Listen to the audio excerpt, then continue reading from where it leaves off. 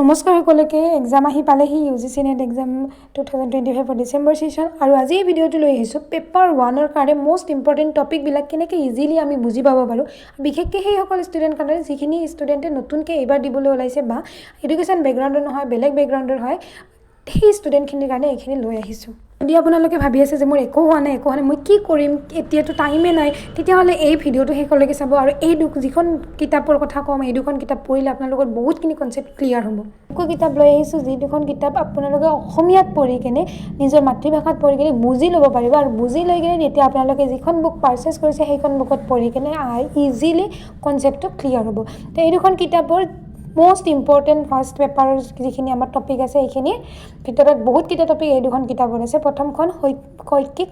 প্ৰযুক্তি বিজ্ঞান বা এডুকেশ্যনাল টেকনলজি এইখন কিতাপত আসামিছতে দিছে আমাৰ এক্সপ্লেইন কৰা আছে আৰু এই কিতাপখন হৈছে আমাৰ এডুকেশ্যনৰ 5th সেম যিখিনি BA 5th সেমৰ ষ্টুডেণ্টৰ আৰু আপোনালোকে ইজিলি আপোনালোকৰ গাঁৱত হওক বা যিকোনো ঠাইৰ পৰা আপোনালোকে এইখন পাৰচেজ কৰিব পাৰে কেইদিনমানৰ কাৰণে যে চাৰি কেনে এদিন দুদিনৰ কাৰণে আনি আপোনালোকে বুজি ল'ব পাৰিব ইয়াৰে ধৰি লোৱা প্ৰথম চেপ্টাৰতে আমাৰ যিবিলাক আছে ধৰি লওক এডুকেশ্যনেল টেকনলজি বা টেকনলজি মানে কি হাৰ্ডৱেৰ ছফ্টৱেৰ যিখিনি আমাৰ এপ্ৰ'চ আছে লগতে আমাৰ লিনিয়াৰ ব্ৰাঞ্চিং প্ৰগ্ৰাম এইবিলাক বহুত বেছি ইম্পৰ্টেণ্ট হয় তাৰপিছত ICTটো আপোনালোকে জানে বহুত বেছি ইম্পৰ্টেণ্ট হয় যেনেকৈ ইডুচেট ইনফ্লিপনেট এইবিলাক কি হয় আচলতে এইবিলাক আমাৰ ফাৰ্ষ্ট পেপাৰৰ ইম্পৰ্টেণ্ট টপিক তাৰপিছত টিচিং সেইটো আমাৰ টেকনিক আছে টেকনিক অফ টিচিং তাতেও আমাৰ বহুতকেইটা ইম্পৰ্টেণ্ট টপিক আছে যিখিনি আমাৰ UGC NET ফাৰ্ষ্ট পেপাৰৰ পৰা আহে so' lecture method play way method activity method এইবিলাক আপোনালোকে যেতিয়া এছামিছত পঢ়িব তেতিয়া আপোনালোকে ভালেখিনি টপিক মানে ভালেখিনি এটা নিজৰ এটা কনচেপ্ট বিল্ড হ'ব আৰু নতুনকৈ বস্তু এটা পঢ়ি আছা তেতিয়া আমাৰ কি হয় কেতিয়াবা ইংলিছটো আমাৰ যেতিয়া পঢ়ি কিছুমানৰ কাৰণে দেই আমাৰ অলপ ট্ৰিকি হৈ যায় বস্তুটো বুজি পোৱাত আৰু যোনটো লেভেলছ অফ টিচিং এইটোতো আৰু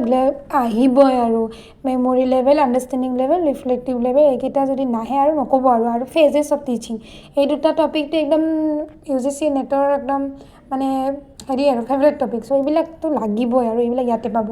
চ' সেইখন কিতাপত সেইখিনি পাব আৰু নেক্সট পেপাৰখন হৈছে আমাৰ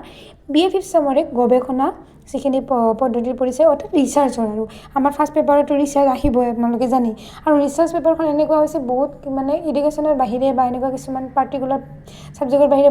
বাকী ষ্টুডেণ্টখিনি বুজিয়ে নাপায় ৰিচাৰ্চ কি আচলতে তো ৰিচাৰ্চ কি বুজিবলৈ হ'লে আমি মাতৃভাষাত যদি এবাৰ পঢ়ি লওঁ তেতিয়াহ'লে বেছিকৈ